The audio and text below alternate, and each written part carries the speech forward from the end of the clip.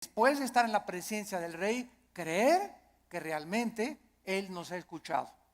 Y además hay que creer otra cosa, que Él es galardonador.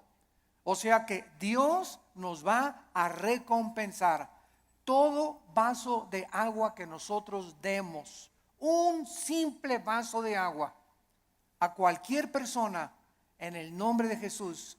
Dios no es olvidador ni deudor para olvidar lo que Él nos tiene que dar, para bien o para mal.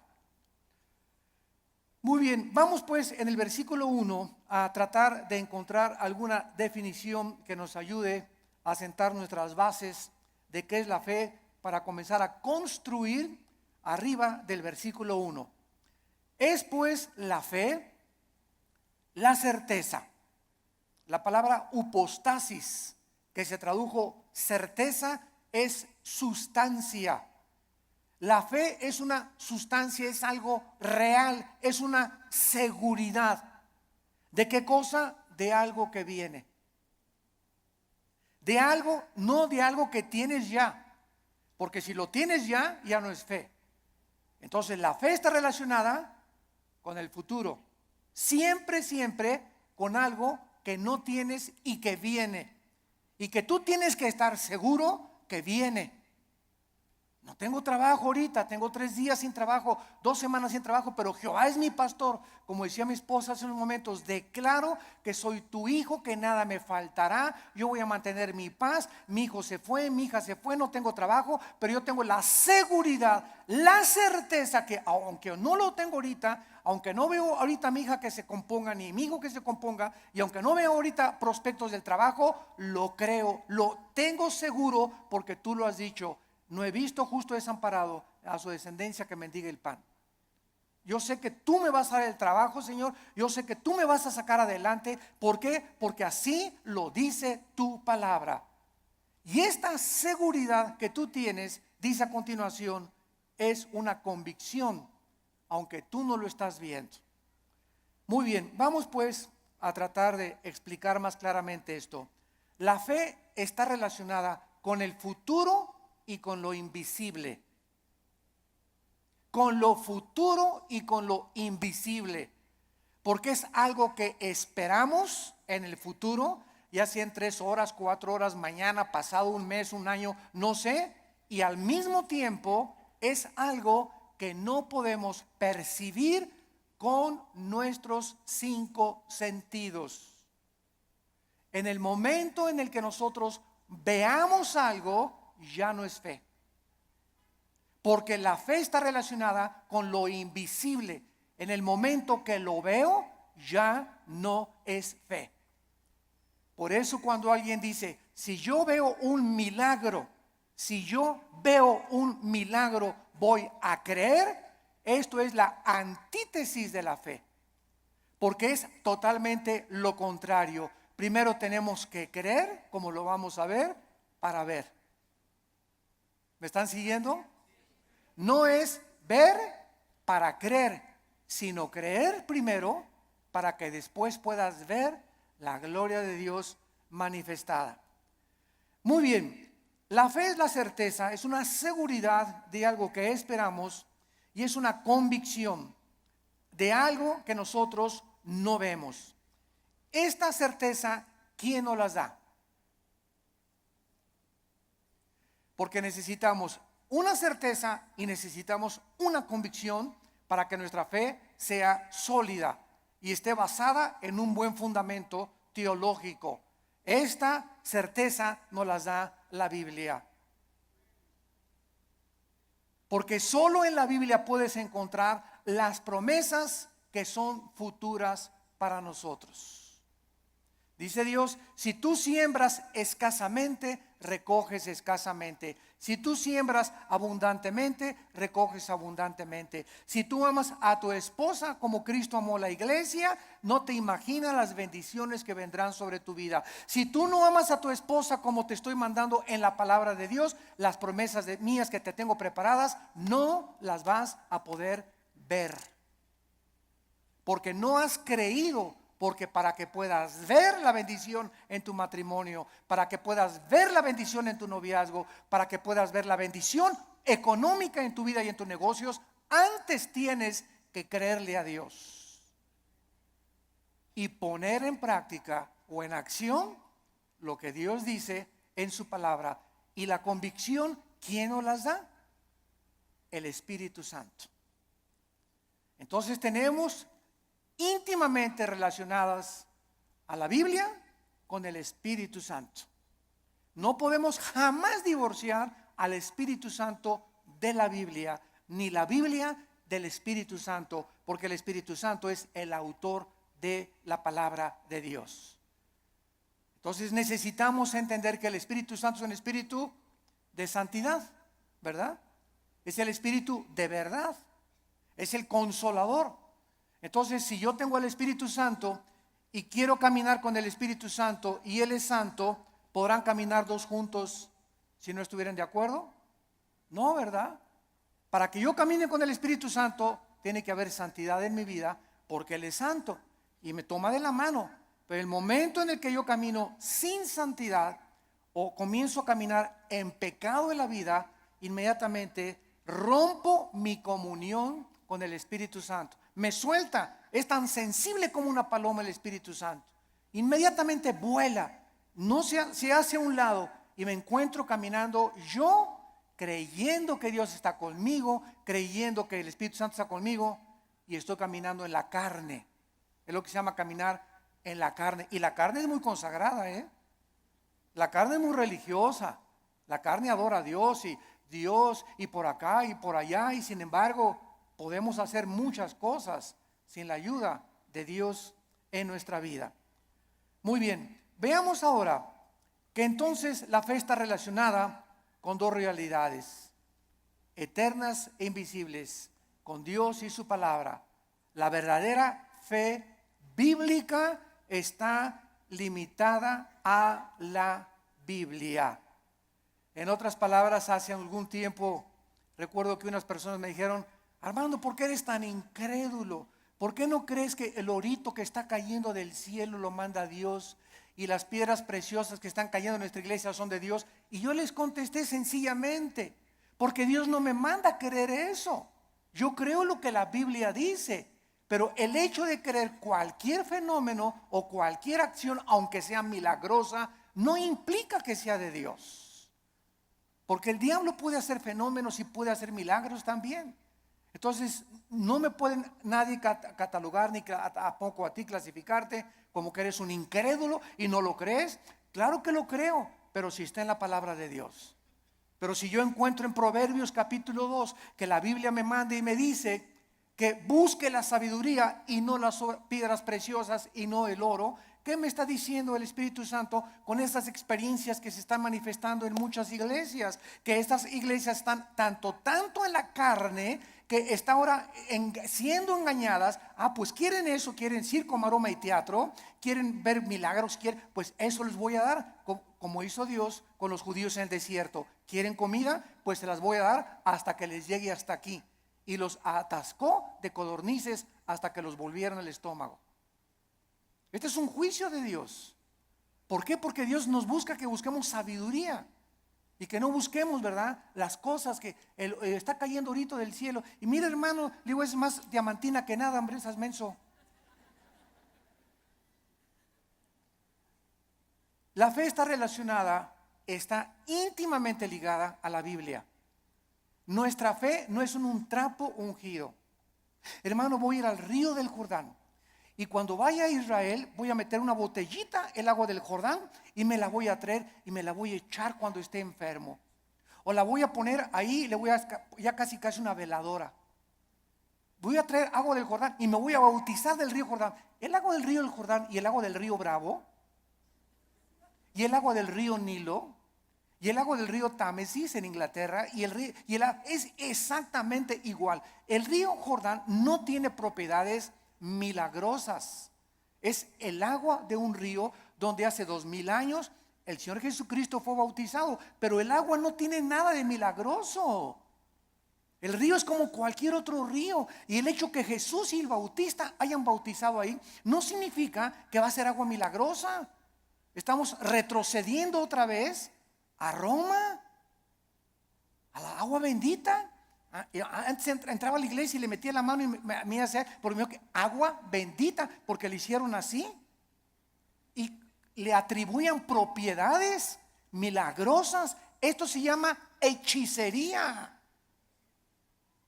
Esto es vulgar hechicería. Atribuirle a un objeto, a agua, trapitos o cualquier cosa, poderes milagrosos. Esto es hechicería. Los brujos usan cosas y collares y amuletos, talismanes, patas de conejo. Todo eso está relacionado con el mundo del ocultismo, no con la Biblia. Y les hablo tan claro como el azul del cielo hoy en la mañana, sin tapujos y derecho y a la yugular. Ya no podemos andar con rodeos. Ya no podemos andar diciendo que tenemos que hablar al pan pan y al vino vino. Tú tienes que entender ya claramente qué es la fe. Y ya no estar poniendo un objeto como hace algún tiempo. Me vende un trapito y ahí va la gente y compra el trapito ungido.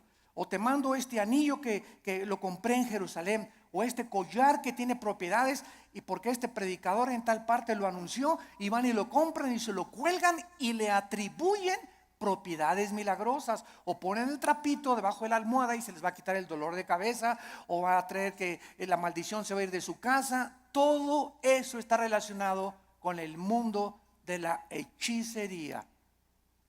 Eso ya no es fe. Y esa hechicería está entrando a las iglesias cristianas. ¿Por qué? Bueno, hace 2000 años en la iglesia de Gálatas, en Gálatas 5 versículo 1, el apóstol Pablo, si alguien no lo cree, les dice a los Gálatas: ¿quién los fascinó para no oír la verdad? Y esa palabra fascinar en el griego es hechizar. La iglesia de Galacia estaba hechizada, estaba controlada por demonios que habían entrado en falsos maestros y pastores que esta iglesia tenía y que les estaba enseñando a los cristianos. Es que no es suficiente la muerte de Cristo, necesitas circuncidarte, no necesitas poner árbol de Navidad, no necesitas hacer estas cosas, necesitas ahora agregarle a la obra de la cruz algo extra. Cuando la Biblia dice que cuando Cristo murió en la cruz del Calvario, se finí, caput, se acabó, consumado es. No hay nada que agregarle a la muerte de Cristo para el perdón que hemos recibido. Tratar de, después de la gracia de Dios, decir que necesitamos hacer ciertas cosas para completar la obra de Cristo, estamos llamándole que fue incompleta la muerte de Cristo, y esto es una herejía. Hace algún tiempo, bueno, más bien no algún tiempo, hace algunos días, me entrevistaron en un programa de televisión. Y una de las preguntas que siempre me hacen en Colombia, en Guatemala, donde quiera que voy, es: ¿qué se pierde la salvación? Siempre me preguntan esa pregunta. ¿Por qué? Porque el 65-70% de la cristiandad cree que se pierde la salvación. ¿De dónde sacaron esta doctrina? De un hombre llamado Jacobo Arminio, que enseñó, y porque hay 5 versículos de la Biblia, nada más 5 contra más de 500 versículos en la Biblia que enseñan que la salvación no se puede perder. Además que es ilógico teológicamente. Entonces, estos 5 versículos parecen enseñar que la salvación se pierde, como si que te borraré del libro de la vida y que te apartaré y la rama, Juan 15, serán cortados, etcétera, etcétera, que parece indicar que la salvación se pierde. O segunda de Pedro capítulo 2, 22 al 24, que el perro regresa a su vómito, la puerca lavada a lavarse en el lodo. Pero sin embargo, cuando estudiamos estos versículos, nos damos cuenta que los sacaron de su contexto. Miren, es tan simple como esto. Cuando una persona dice que se pierde la salvación, ¿qué está diciendo? Síganme con cuidado. Está diciendo que al llegar al cielo, Pedro le va a decir: a ver, Pancho Pantera, ¿por qué te voy a dejar entrar al cielo? Y tú le vas a contestar: por la gracia de Dios, más me porté bien. Igual a la salvación. Eso es lo que se está diciendo. O sea que la gracia de Dios no fue suficiente. Ahora que ya soy salvo, necesito portarme bien, porque si no me porto bien, pierdo la salvación. Entonces, ¿qué salvación nos dio Dios? ¿Temporal o eterna? Dicen Hebreos 9 y Hebreos 10 que nos hizo eternamente perfectos y santificados. En el momento que recibes a Cristo, recibes la eternidad. Estamos ya en el reino de Dios espiritualmente. La eternidad está dentro de nosotros ya. Pero, y ahora en segundo lugar, ¿por cuántos pecados? Apunta todo esto para que te defiendas. ¿Por cuántos pecados murió Cristo en la cruz? ¿Por los pasados, por los presentes o por los futuros? Por los pasados, los presentes y los futuros. Entonces, si existe un pecado que diga que nos hace perder la salvación, Cristo tendría que volver a morir. Cristo tendría que volver a pagar por ese pecado que te hizo perder la salvación. Porque la muerte de Cristo solamente te perdonó los pasados, pero los que tú cometas, tú eres responsable. Y si hay alguno que cometas, entonces Cristo tiene que volver a morir. Y entonces ya Cristo no murió por los pecados pasados, presentes y futuros, sino solamente por los pasados. Porque los que estás cometiendo, tendría Cristo que estar muriendo muchas veces para estar pagando por ellos. Ahora, si tú cometiste un pecado que te hace perder la salvación, la pregunta de los 64,000 pesos es: ¿cuál es, Pancho? ¿Qué pecado nos hace perder la salvación? Dice 1 de Juan: la sangre de Cristo nos limpia solo de algunos. Eso dice. Ni el homosexualismo, ni el divorcio, ni el transexualismo, ni el robo, ni el crimen, ni el asesinato, ninguno de estos pecados es el pecado imperdonable. Ninguno de estos pecados es la blasfemia contra el Espíritu Santo. El único pecado que no tiene perdón no lo pueden cometer los cristianos, solo los no cristianos, que es la blasfemia contra el Espíritu, rechazar la gracia de Dios. Hechos 7, 51 y 52, que es el pecado que cometieron los fariseos. Que después de ver, después de oír al Hijo de Dios, después de oír la predicación de la palabra: no te quiero, no te quiero, no te quiero. Pero un cristiano, 1 Corintios 12, 2, no puede por el Espíritu ni siquiera blasfemar o maldecir al Espíritu Santo. Antes de ser cristianos, todos blasfemamos el nombre de Dios. Todos blasfemamos contra el Espíritu Santo antes de ser cristianos, ¿no es verdad? Todos cometimos pecados tremendos. Ahora, cuando nos muramos, otra pregunta: cuando nos muramos, ¿cuántos van a morir perfectos? ¿Dónde está San Anastasio por aquí? O Santa Rita de Casia. Cuando muramos, vamos a morir en pecado. A lo mejor hoy en la mañana le grité a mi esposo y me muero a las 2 de la tarde, ya me morí en pecado. A lo mejor hiciste una mentira a las 3 de la tarde y te da un ataque al corazón a las 7 de la noche, ya te moriste en pecado. Te pasaste un alto, ya te moriste en pecado si chocas. Todos nos vamos a morir con algún cierto de pecado, pero esos pecados ya fueron puestos en la cruz del Calvario. Entonces tendríamos que ir al purgatorio para pagar por esos pecados con los que morimos y no los pudimos confesar. Todo esto es absurdo y irracional teológicamente. Y podemos continuar así con los pactos, con la gracia. ¿Qué es la gracia, no?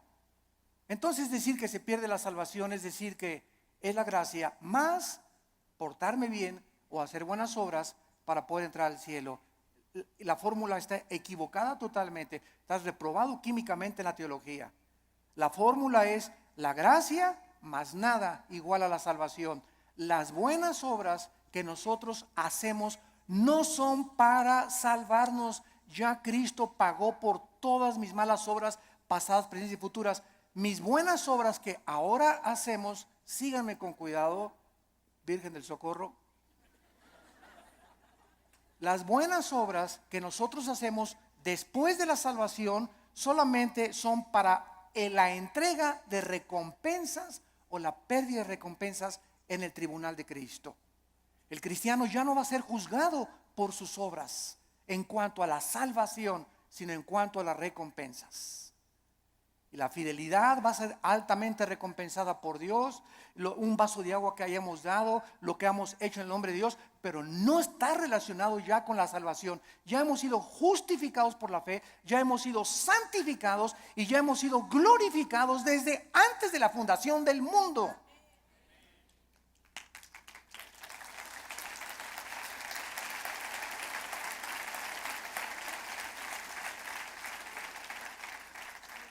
Tenemos que desenterrar otra vez la doctrina de la salvación en el siglo XXI y volverla a enseñar claramente, porque el pueblo de Dios, en los errores en que está cayendo, es por no tener bases teológicas firmes, doctrinales, de una doctrina elemental como la gracia y la salvación. Y por todos lados, porque todo el mundo lo cree, yo también lo creo. Demuéstramelo con la Biblia y lo voy a creer entonces. Pero no voy a creer que porque todos creen que se pierde la salvación, yo voy a creer que se pierde la salvación. Yo te lo demuestro y se los dije en la televisión, tenemos el debate con el que quiera y se lo demostramos, ¿verdad? Que es absurdo seguir creyendo que se pierde la salvación. Ahora muchos dicen, bueno, como ya no pierdo la salvación, me voy a portar ahora sí, le voy a dar vuelo a la hilacha, ¿verdad? Bueno, dice Gálatas 5:10 que fuimos llamados a libertad, solamente que no usemos la libertad como ocasión para la carne. La persona que dice eso, con que no puedo perder la salvación, puedo hacer lo que quiera, no es salvo. No es salvo, porque si tienes al Espíritu Santo, no vas a tratar de aprovecharte y tomar la gracia de Dios como una licencia para pecar. Eso demostraría Romanos 6, que pues pecaremos para que la gracia de Dios abunde. De ninguna manera, porque los que hemos muerto con Cristo, ¿cómo vamos otra vez a pecar? O a tratar de pecar voluntariamente. Ya demostraría que ni siquiera tenemos la salvación. Bueno, esto es importante en relación con la fe. Y vamos a ver ahora algunos ejemplos de la fe en algunos versículos en el Antiguo y en el Nuevo Testamento. Vamos a ver en primer lugar el Salmo 27, para que veamos cómo operó la fe en el Antiguo Testamento y tengamos bases más profundas acerca de nuestra fe. Vuelvo a repetir, la fe está relacionada con el futuro y con lo invisible. La antítesis de la fe sería ver, porque caminamos por fe, no por vista. La vista queda excluida de la fe. Y si camino por vista, está excluida la fe. Una de otra están excluidas. No pueden ser las dos verdad. O camino por fe sin ver, o veo y ya no camino por fe. ¿Está claro? Es muy importante aceptar este concepto. Si caminamos por vista, ya no necesito la fe. Si camino por fe, no necesito la vista. Cada una excluye, insisto, la otra. Esto es contrario a lo que el mundo dice. Ver para creer. Esa es la filosofía del mundo. Esa es la dimensión en la que el mundo se mueve. Nosotros hemos entrado a otra dimensión totalmente que dice lo contrario, que necesito primero creer para poder ver. Dice el Salmo 27, versículo 13, cuando David se encontraba afligido, perseguido por Saúl, sin trabajo, escondido en una cueva, criticado, sus hijos de David se volvieron contra él. Bueno, el pobre David, ¿verdad?, tenía todo tipo de tribulaciones iguales a las que tenemos muchos de nosotros. Y David nos manifiesta y nos exhibe una verdad preciosa. Y dice el Salmo 27:13, hubiera yo desmayado, me hubiera tirado la toalla, me hubiera yo desalentado, ya hubiera querido ya ni siquiera ser cristiano, ya ni siquiera quería ir a la iglesia, ya estaba harto. Si yo hubiera mantenido esta actitud mental, hubiera yo desmayado.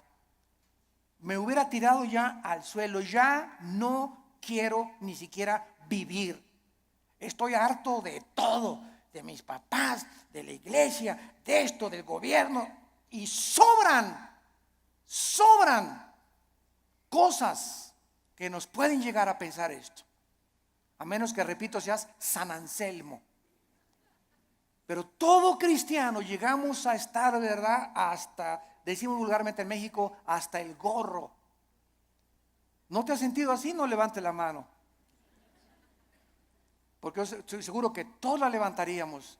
Si no has experimentado esto, lo vas a experimentar cuando estés casado, o cuando no estés, o cuando nazcan los hijos, o cuando nazcan los nietos.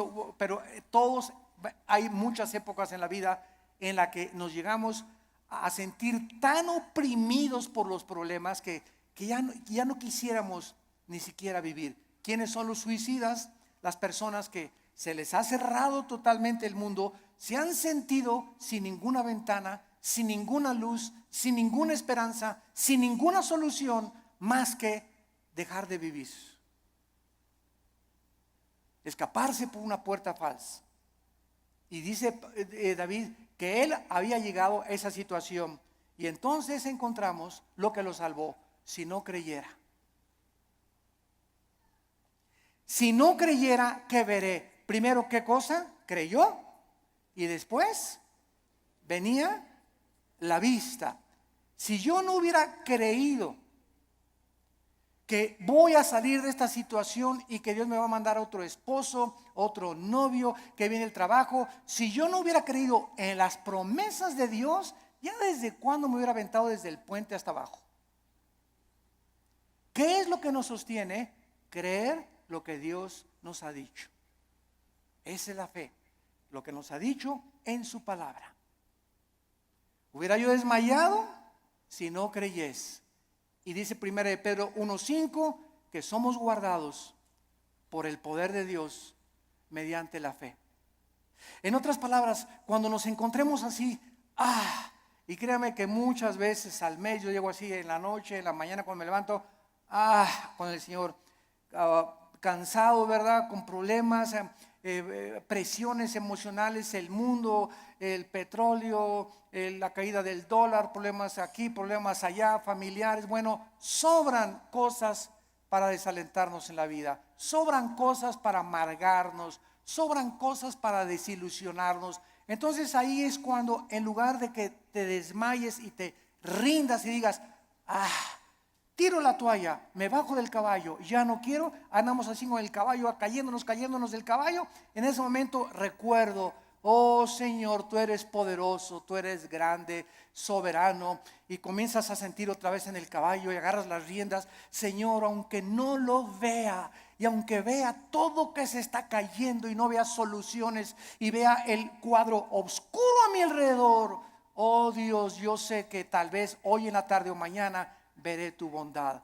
Me vas a sacar del pozo de la desesperación, me vas a pintar un nuevo futuro, vas a solucionar mis problemas, y por eso sigo en mi caballo y rajámonos pinto, échele velocidad y vamos adelante. No te me rajes, México lindo y querido.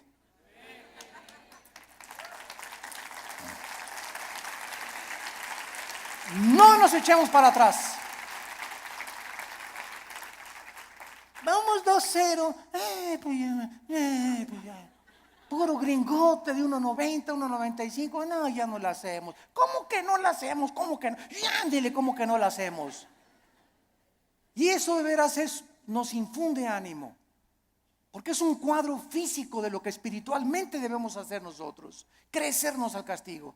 Ya no hay trabajo, y nadie me quiere, y me dicen risitos de oro, pero tengo nariz de corcholata. ¿Sabes una cosa? Bueno, ¿por qué comenzamos a sentirnos así? Porque estamos viéndonos en el espejo, porque estamos viendo la situación, porque estamos caminando por vista. Olvídate y desconéctate de lo que ves y lo que por tus 5 sentidos entran, y conéctate con la palabra de Dios. Diario ven a la Biblia en la mañana, cargar las pilas, la energía. Chupa la fuerza espiritual que Dios tiene para nosotros, que es la que nos va a sostener. Nos separamos de la Biblia y nos vamos al suelo. Hebreos 11:27, otro ejemplo en el Nuevo Testamento de Moisés. Hebreos 11, 27. Dice así: por la fe, por creer lo que Dios había dicho. Porque la fe nunca la desconectemos de la Biblia. Por creer lo que Dios ya había revelado en su palabra en el Antiguo Testamento, Moisés dejó Egipto. Si él hubiera sido guiado por sus emociones, vean ustedes, el temor, que es el más grande enemigo de la fe. El temor. El temor es la antítesis de la fe, es lo opuesto de la fe. Si Moisés hubiera dicho: el rey, si me voy me va a mandar los soldados, me mata, me corta la cabeza, él es el emperador de Egipto. Pero Moisés no vio al emperador de Egipto, no el temor que comenzó a meterse, porque el temor así entra como la termita, ¿verdad? Y comenzamos a sentir así que, y el temor, y comenzamos hasta a sudar frío, y comenzamos a temblar por el temor, y saldrá esto, y saldrá de la operación mi abuelita, y podremos, y dejamos que nos domine esta emoción, comenzamos a alejarnos de Dios, y comenzamos a perder el poder de Dios que está viviendo por fe. Moisés dijo: antes de tenerle miedo al faraón, antes de tenerle miedo a su abogado, antes de tenerle miedo a mi suegro, antes de tenerle miedo a mi ex esposo, antes de tener miedo de nada ni de nadie en este mundo, tengo temor de Dios. Y eso fue lo que hizo Moisés. No vio el temor del emperador, los ejércitos que tenía, y dejó Egipto. No fue gobernado por el temor, sino creyó lo que Dios le había dicho y venció sus emociones. Porque se sostuvo como viendo físicamente a Dios. ¿Eso dice? Este está en tercera de Pancho 3:1. Porque se sostuvo viendo algo que no se veían con sus ojos, ni se experimentaba empíricamente con sus 5 sentidos. Se sostuvo por algo que nadie podía ver, pero él sí podía ver, y podemos ver los cristianos, que es a Dios. Viendo al invisible. ¿Con qué ojos lo vemos? Con los ojos de la fe. Es un par de ojos que el Espíritu Santo nos ha entregado, que el mundo no tiene. Vemos no lo que vemos, vemos las cosas que no se ven, porque las que no se ven son más reales que las que se ven. Esto fue lo que hizo que Moisés se pudiera sostener. La fe nos capacita para ver lo que el mundo no puede ver. No hay trabajo, no hay esto, no hay aquello. El mundo, terremotos, se cae. Ahora que fue el terremoto de Japón, no sé si vieron ustedes un video de los muchos que han pasado, que primero el terremoto, el tsunami y el puntillazo, la fuga de gas radioactivo. Y pasaron a una japonesita que era cristiana, como de 80 años de edad. Y está la japonesita en el video caminando y dice: aquí estaba mi casa. Y para todos lados estaba viendo, y ahí estaban mis hijos, y ahí vivía mi sobrino.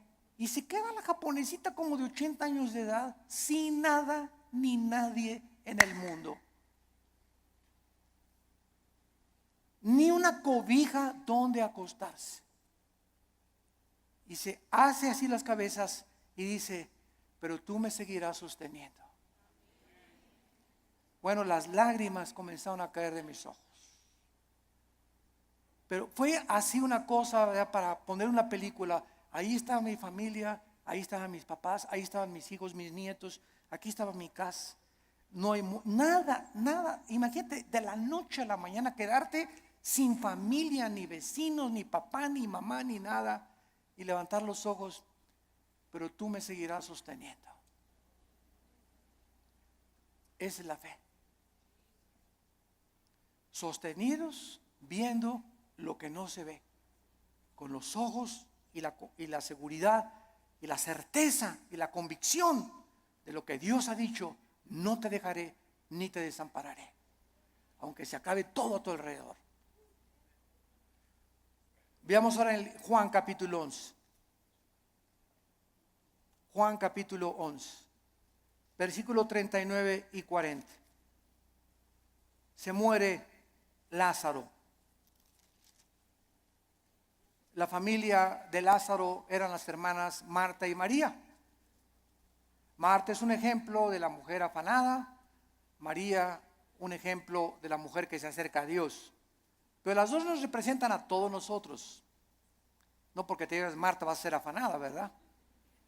Pero es un ejemplo solamente de que todos nosotros padecemos esta debilidad, de que muchas veces queremos ver para creer y tenemos que dominar esa tentación y ese impulso de nuestra antigua naturaleza. Entonces aquí en Juan 11:39 dijo Jesús: quiten la piedra. Marta, la hermana del que había muerto, dijo: Señor, y ella, porque es de 4 días. Jesús le dijo: ¿no te he dicho que si crees, verás? Ahí está otra vez.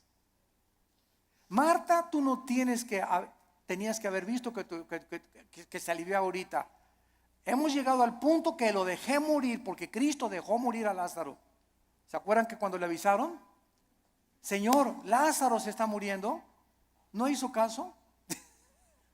Y era el mejor amigo de Jesús y la familia que lo hospedaba y le daba de comer a Jesús, y tenía según un cuartito especial para Jesús cuando pasaba por ahí Jesús, y no hizo caso Jesús, y Lázaro se murió. Y ya que tenían 3 días, Jesús dice a los discípulos: vamos a donde está Lázaro. Y ahora sí, como decimos en México, ¿ya para qué? ¿Ya para qué? ¿Ya para qué? Pues ¿cómo que ya para qué? Pues eso decimos nosotros, pero no lo dice Jesús ni Dios tampoco. Y llega Jesús, los discípulos: ¿ya para qué, Señor? ¿Ya para qué? Ya pierdes tu tiempo. Y es que todo, dice Cristo, lo hice llegar a este punto, y te estoy haciendo llegar a este punto donde pierdas tu trabajo, donde tengas esa enfermedad, donde pases esto. Estoy llevando las cosas al extremo para que cuando estén en el extremo, ahí pueda yo ser grandemente glorificado por tu vida. Yo cuántas personas he visto que se enferman de cáncer y que son sanadas y que dicen: Dios mío, hasta los médicos, pero esto es un milagro. Pero si no hubiera sido esa enfermedad, no hubiera sido glorificado Dios. Si no hubieras perdido tu trabajo y un trabajo te viene milagrosamente, ¿cómo podrías decir: Señor, solo tú pudiste haberme dado este trabajo? Fue un milagro. Así como ayer la selección mexicana fue un milagro que ganara. Pero aquí no se mete, ¿verdad?, la fe. O sea, 2-0, decimos, ya al 2-0, yo ya iba a pagar la televisión. La neta.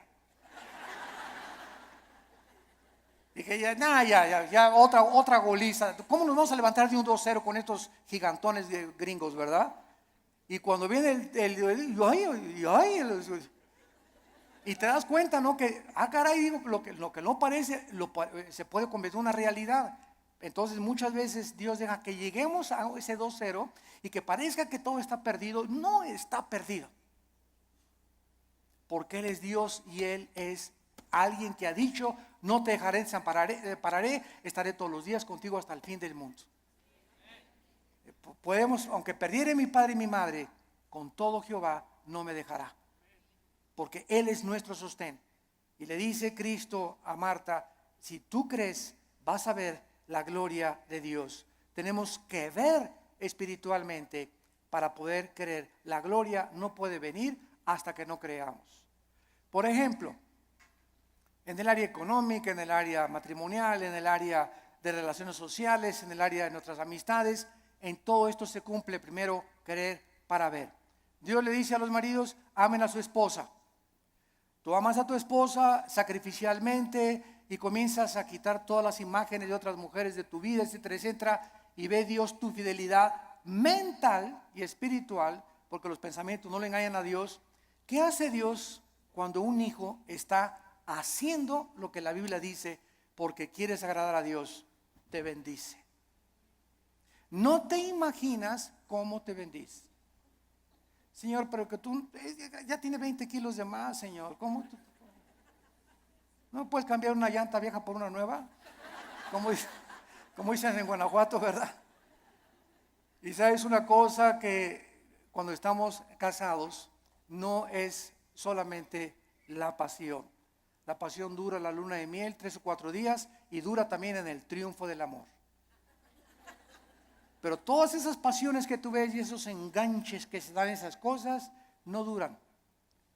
Y claro que nos seguimos besando y todo, ¿verdad? Pero entonces ya entras al matrimonio y ya entras a un nivel donde no solamente es pura pasión, hay problemas y bajadas, y comienzas a entrar a una madurez donde maduras con tu esposa y te das cuenta que es una relación que tiene que durar toda la vida hasta que la muerte nos separe, porque está basada en un cordón de 3 dobleces, que es Jesucristo. Entonces ya no está basada tanto en el físico como en una relación espiritual, porque los matrimonios que duran son los matrimonios que los dos son discípulos de Cristo.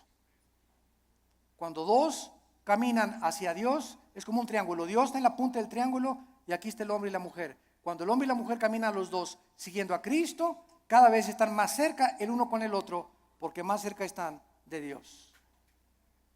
Y ya podemos vencer esas cosas de cámbiame, la verdad. Oye, es que no vas a tener Miss México toda tu vida. ¿Qué querías, verdad? Que tu esposa te durara así. Tiene que dar a los 50 años tu esposa, a los 60 años tu esposa. El cuerpo se deforma, igual él tiene panza de Santa Claus ya también, ¿verdad? Pero nos seguimos queriendo.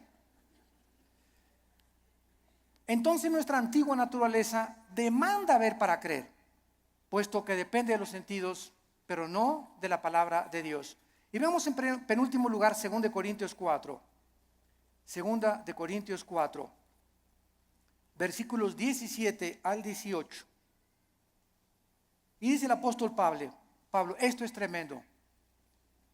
Estamos tratando de encontrar la fe en el Antiguo y en el Nuevo Testamento en algunos pocos versículos. 2 de Corintios 4, 16 y 17 al 18. Por tanto, otra vez dice Pablo, no desmayamos. Qué peligroso es darnos por vencidos. Qué peligroso es tirar la toalla en la vida cristiana. Qué peligroso es desesperarnos. Qué peligrosísimo es desanimarnos. Qué peligroso es. Porque cuando un cristiano es animado, se te viene una horda de demonios que van a agravar tu situación. Se va a convertir en una cosa crónica en tu mente. Vas a comenzar a sufrir unas depresiones. Las personas que sufren de depresión continua, todos somos deprimidos de vez en cuando. Pero cuando somos deprimidos ya 3, 4, 5 días deprimido, estás bajo ataque del maligno. Porque el fruto del Espíritu es paz, gozo y amor. ¿Por qué has llegado a esa situación que estás así, que ni te toquen porque brincas? Porque tienes una semana, 2, 3 semanas que te soltaste la palabra. Y comienzas a desmayar porque no estás aferrado a la palabra de vida. Por tanto, no desmayamos, dice el apóstol Pablo. Antes, aunque nuestro cuerpo exterior se va desgastando, el interior no obstante se renueva de día en día. ¿Saben ustedes que lo peor que existe para una persona es verse en el espejo? Bueno, claro que tenemos que peinarnos, ¿verdad? Y rasurarnos, etcétera, etcétera. Pero cuando ves, ya tengo 50 años, viejito, ya. No, ya tengo 70, ya para qué, ya voy de salida. ¿Cómo que vas de salida a los 70 años? Ya tengo 80, ya voy de salida, ya para qué. ¿Cómo que vas de 80? A los 80 años Moisés fue llamado por Dios. A los 80 años Caleb le dijo a Josué, dame más montañas para conquistar. Cuando comenzamos a vernos físicamente, no, pues es que dicen que a los 60, a los 70 se deteriora el cuerpo. Eso dice la ciencia, pero dice uno de los salmos que cuando nosotros confiamos en Dios, seremos fructíferos como las palmeras, tendremos fuerzas como las del búfalo y creceremos como los cedros del Líbano para continuar anunciando la justicia de Dios. ¡Qué viejo ni qué viejo! Dejemos que nuestro cuerpo se siga desgastando. Yo les he hablado tantas veces de nuestra abuela materna que murió hace algún tiempo, de 97 años de edad. Mi abuelita, 97 años de edad, no usaba bastón. Nunca se convirtió a los casi 80 años de edad, después de haber sido 30 años presidente de la Acción Católica de México. A los 80 años de edad, vivió todavía 17 años más a los 97 en sus 5 sentidos. Y se levantaba a las 7 de la mañana, se emperifollaba y se ponía su loción Sanborns, se cubría todo, ¿verdad? Y caminaba, era la loción famosa en aquel tiempo, ¿verdad? Y la más barata también. Y estaba a los estudios y la llevaba a los estudios en la mañana y en la tarde. ¿Ahora dónde vamos, hijito? Me decía a las 5 o 6 de la tarde el domingo. Le digo, abuelita, tú a tu casa y yo a la mía, le decía. Porque todavía se quería, traía cuerda a los 95, 96 años, traía cuerda todavía. Porque, a ver, y vamos a ver una película mejor de Walt Disney, ¿no? Y llévame a cenar. Abuelita, que me desgastas, abuelita, me debes más de 50 años de edad. Pero ¿qué era lo que la sostenía ella? Y que era, nunca, siempre el gozo, siempre contenta, ¿verdad? Regañando a todos y por aquí y por allá. Se parece mucho a mi mamá, ahorita usted la conoce, a la generala y mamá, ¿verdad? Sobre todo los que van a Liti. Pero esa es esa energía que necesitamos tener. Y no estar, ya tengo, cacle. El interior se va renovando. Y este cuerpo corrupto vas a echar a los gusanos y al panteón y vamos a resucitar. Así como una semilla contiene un árbol y fruto y ramas, esa semilla, ahí está todo. Así cuando se siembra va a resucitar en un cuerpo glorificado. Y nos vamos a ver, y cuál cacle ni cake nada, ¿verdad?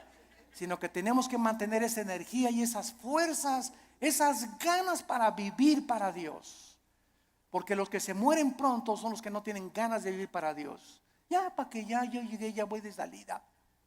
Tienes que hablarle a tus nietos y tienes que hablarle a tus viejitas y tienes que ir a los asilos a predicar. No te encierres nada más, cacle. Nada, hay mucho que hacer todavía. La energía la tenemos por dentro y olvídate por afuera. No te veas en el espejo, ve lo que Dios está haciendo internamente con tu alma. Dice Pablo, porque esta leve tribulación momentánea, miren nada más cómo considera Pablo la vida.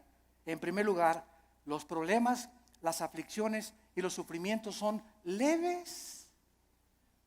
Dice Pablo, es como si un mosquito me hubiera picado. Todo lo que he sufrido, las pedradas, la persecución, me arrastraron, mis hijos me dejaron, a mi esposa las violaron, fui castigado por Dios. David y Pablo, todo lo que sufrió y lo encerraron en la cárcel, todo ha sido leve y además temporal, momentáneo, porque Pablo no veía y como un perro, pobre de mí, ya no me quieren ni mis nietos, se acuerdan de mí, ya nadie me quiere. Y comienza a ser como un perro ahí en el rincón, lamiéndote tus heridas y compadeciéndote, y esa autolástima que va a hacer que te hundas y te pintes más rápido.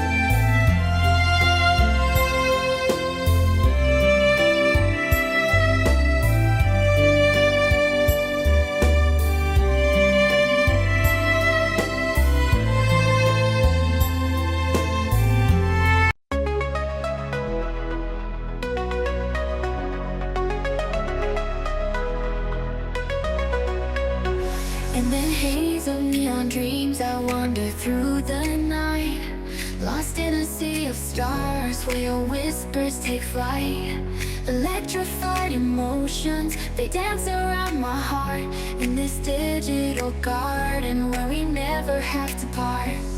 Shadows blend with colors as the beat sets me free.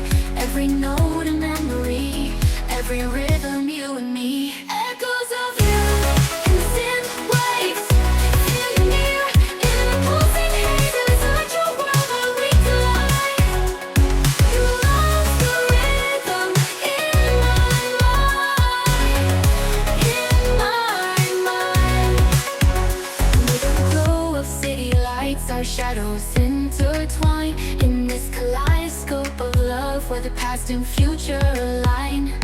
With every step I take, I feel your presence strong, and this digital symphony where our hearts belong. Shadows blend with colors as the beat sets me free. Every note a memory, every rhythm you and me. Echoes of you in the synth waves, feel you near in the pulsing haze. It's such a world where we collide.